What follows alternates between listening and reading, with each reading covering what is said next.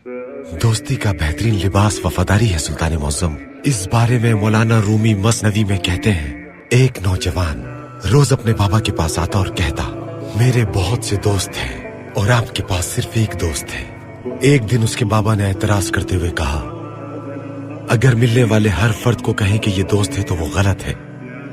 हकीकी दोस्त सिर्फ एक या दो होते हैं। बेटे ने कहा, नहीं, वो सब मेरे करीबी दोस्त हैं। उसके बाबा ने कहा, ठीक है, आप अपने दोस्तों की आजमाइश करेंगे। लिहाजा उन्होंने दोस्तों को आजमाने का फैसला किया। एक शाम उन्होंने भेड़ ज़िबा की और उसे बोरी में डाल दिया।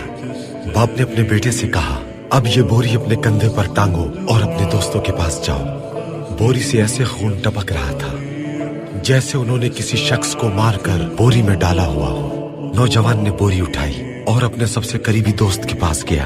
उसके दोस्त ने खून आलूद बोरी की तरफ देखा। नौजवान ने कहा, मुझसे कत्ल हो गया है, मेरी मदद करो। उसके दोस्त ने उसके मुंह पर तेजी से दरवाजा बंद कर दिया।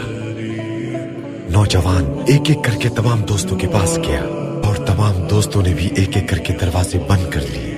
बहरहाल वो नौजवान घर वापस आ गया और इस नतीजे पर पहुंचा कि उसका कोई ऐसा दोस्त नहीं जो बुरे वक्त में उसकी मदद करता। उसके बाबा मुस्कुराए और कहा कि अब मेरे दोस्त की बारी है। जाओ और मेरे दोस्त से कहो कि तुमने एक शख्स को मार दिया है, देखो वो क्या करेगा। नौजवान अपने वालिद के दोस्त के पास गया और कहा कि मुझसे कत्ल हो गया है, मेरी मदद करें आप। बाबा के दोस्त ने बगैर कुछ सोचे उससे बोरी ले ली और अपने घर के पीछे खेत में चला गया सुल्तान मुअज्जम, और उस बोरी को जिसमें भेड़ थी उसे जमीन में दफन कर दिया और मट्टी को अच्छी तरह से बराबर कर दिया और ऊपर फूल पौधे लगा दिए ताकि कोई कुछ समझ न सके। बेटा अपने बाबा के पास आया। उसने कहा कि आपके दोस्त हकीकी है।